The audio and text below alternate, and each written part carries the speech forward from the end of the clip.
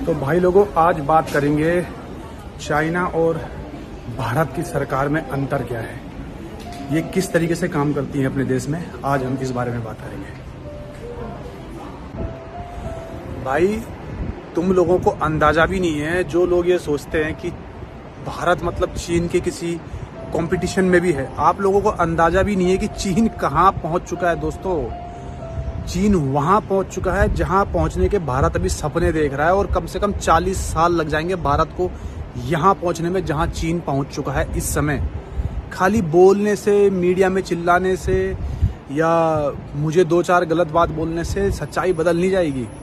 ये जो देख रहे हो आप मेरे पीछे, ये तो जिस सिटी में मैं हूँ, ये चाइना की टियर 3 सिटी में आती है। टियर 3, टियर 1 और टियर 2 जो सिटी होती है ना, उसका तो नज़ारा ही अलग है। ये तो टियर 3 सिटी है, इसका नज़ारा अभी मैं तुम्हें आज भी वीडियो में आगे भी दिखाऊंगा।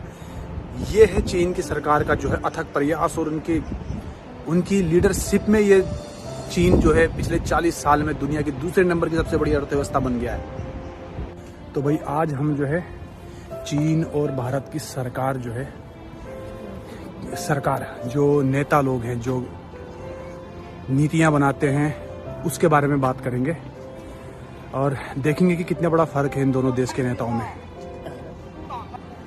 तो भाई, पहला फर्क है कमिटमेंट, यानी वादा करना। जनता के साथ क्या वादा आपने किया है और उस वादे के बाद उस वादे को आपने पूरा किया है कि नहीं, जो डिलीवरी हुई है। जैसे हमारे देश में वादे करते हैं नेता लोग कि हम ये कर देंगे, वो कर देंगे, मुंबई को शंघाई बना देंगे। तो ऐसे वादे तो वो कर देते हैं, क्या उनकी डिलीवरी होती है? क्या वो ऑन ग्राउंड में वो काम होता है? चीन में जो सरकार है, जो भी ये वादे करते हैं अपने देश की जनता के साथ, उसको 99% पूरा करते हैं। और इसका उदाहरण आप मेरे पीछे देख सकते हैं। मैं इसमें हूँ दालियन सिटी में, और चाइना की ये टियर 2 सिटी है। टियर 1 सिटी की बात नहीं कर रहा हूँ। टियर 1 सिटी में तो आपकी आंखें फटी की फटी रह जाएंगी। ये फिलहाल मेरे पीछे आप जो देख रहे हैं, ये पूरा टियर 2 सिटी है। मतलब दूसरे नंबर के लेवल पे जो शहर आते हैं, उनमें डालियन को काउंट किया जाता है।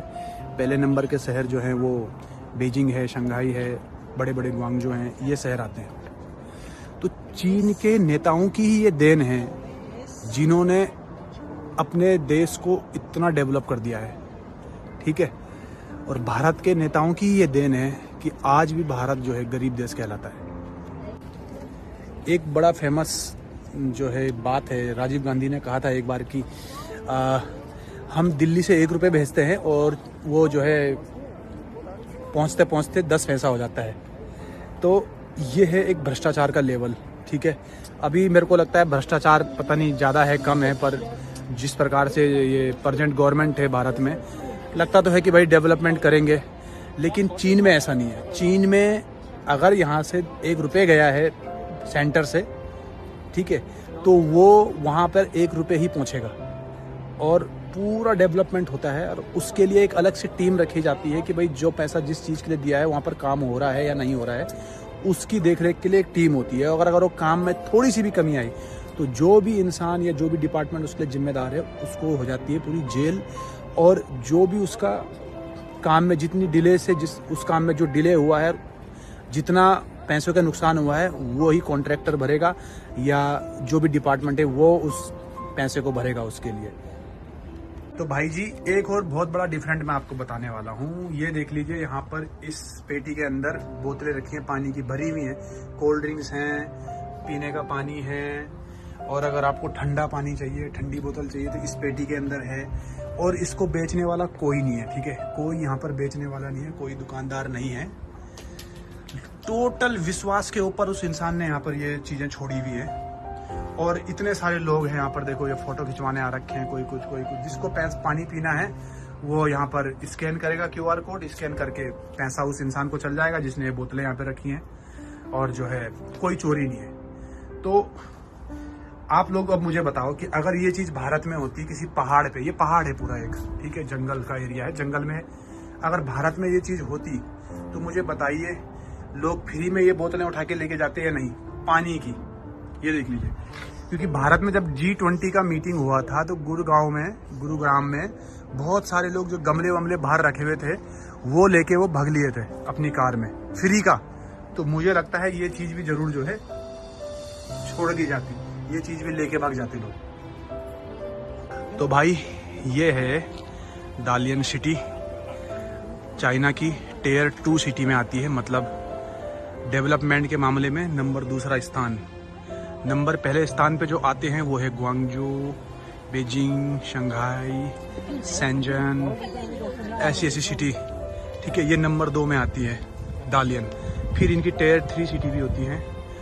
तो इनकी जो टियर 2 सिटी है वो भी हमारी मुंबई जो टियर 1 सिटी है उससे लाख गुना बेहतर है, लाख गुना बेहतर डेवलपमेंट के मामले में बोल रहा हूं मैं।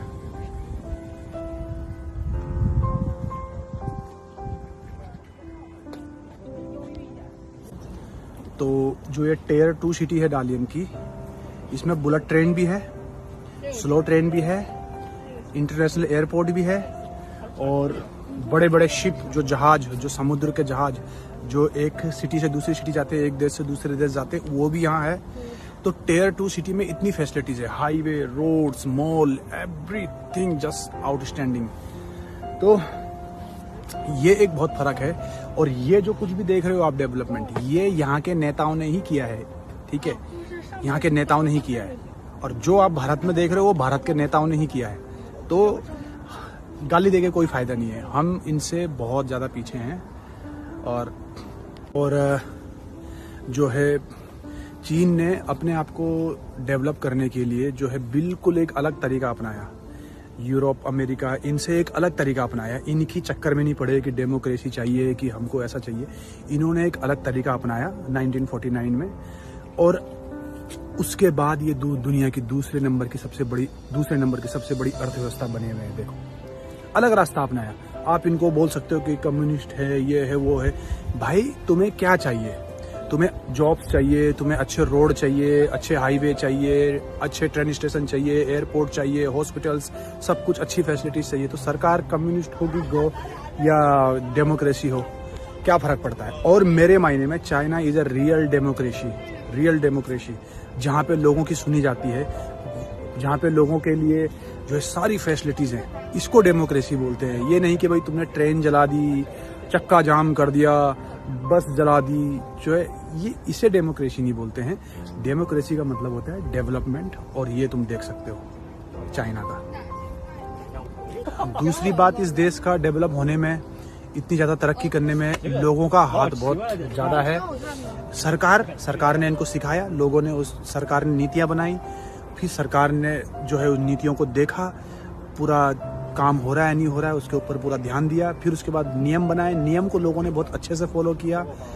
पंक्चुअलिटी, अगर 9 बजे बोला है तो 8:55 पे पहुंच जाएंगे, ऐसा है कि नहीं? चाइना में लोग बहुत ज्यादा पंक्चुअल हैं, ठीक है, टाइम के बहुत ज्यादा पंक्चुअल है। ऐसा नहीं कि 9 बजे, भारत में तुम 9 बजे बोला, हाँ भाई आ रहा हूँ, 10 बज गए, 11 बज गए, वो कब आएगा कब कुछ पता नहीं है। यहाँ पे टाइम के पंक्चुअल है, काम को लेके पंक्चुअल है। कभी भी देखना, मैं आपको एक वीडियो जरूर दिखाऊंगा कभी।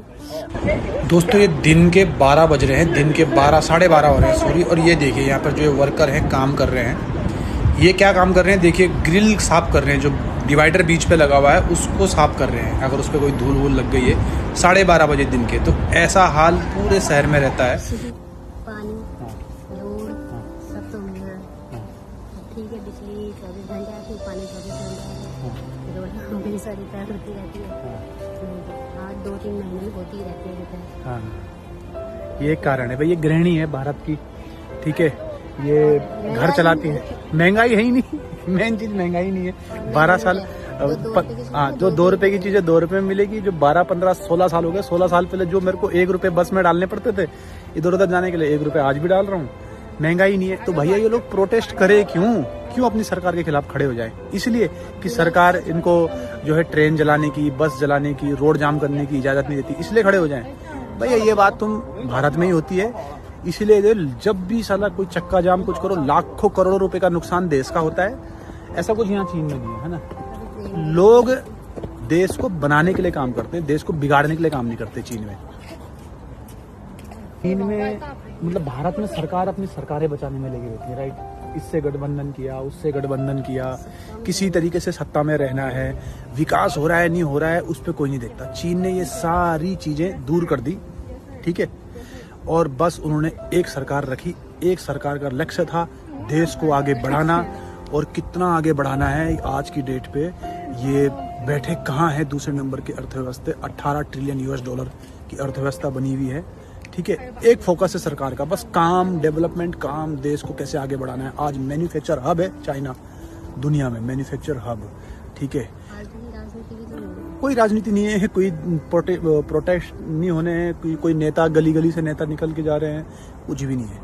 अपना काम करो, सुबह जाओ, काम पे जाओ, घर आओ, खाना खाओ, मजे करो, एंजॉय करो, ठीक है। नो प्रॉब्लम, नो बडी केयर्स। और यहाँ पर जो काम सरकार का है वो सरकार करती है, बहुत अच्छे से कर रही है, ठीक है। किसी की कोई जरूरत नहीं है, लोग अपना मजे ले रहे हैं। ऐसा नज़ारा भारत में हो सकता है, और जो कर सकता है वो है मोदी गवर्नमेंट। मोदी जी की गवर्नमेंट भारत में ऐसा ही कुछ कमाल कर सकती है, मुझे पूरा विश्वास है। और मैं अभी भी यही कहूँगा कि भाई बीजेपी की जो सरकार है वो बाकी सरकारों से ज़्यादा कॉन्शियस है अपने देश के डेवलपमेंट में, अपने देश के विकास में, अपने देश के कल्चर को, अपने देश के समाज को व्यवस्थित रखने में। तो मेरा पूरा सपोर्ट मोदी गवर्नमेंट को है। तो दोस्तों, एक ये छोटा सा वीडियो था, क्या फ़र्क है, यहाँ की सरकार कैसे काम करती है, यहाँ के लोग कैसे जो है काम करते हैं, कितने डिसिप्लिन हैं। और ऐसे ही मैं बहुत सारी वीडियोज आपके लिए बनाता रहूँगा, बहुत सारी चीज़ें बताने के लिए। फिलहाल आज है अंतर्राष्ट्रीय योग दिवस, ये है पीछे हमारे महादेव। और आप सभी को अंतर्राष्ट्रीय योग दिवस की हार्दिक शुभकामनाएं। Thank you so much for watching my video. Please comments करते रहिए और please subscribe the channel, like the channel. Thank you so much, I love you all. अंतर्राष्ट्रीय योग दिवस की हार्दिक शुभकामनाएं। योग करिए, स्वस्थ रहिए। जय हिंद, जय भारत।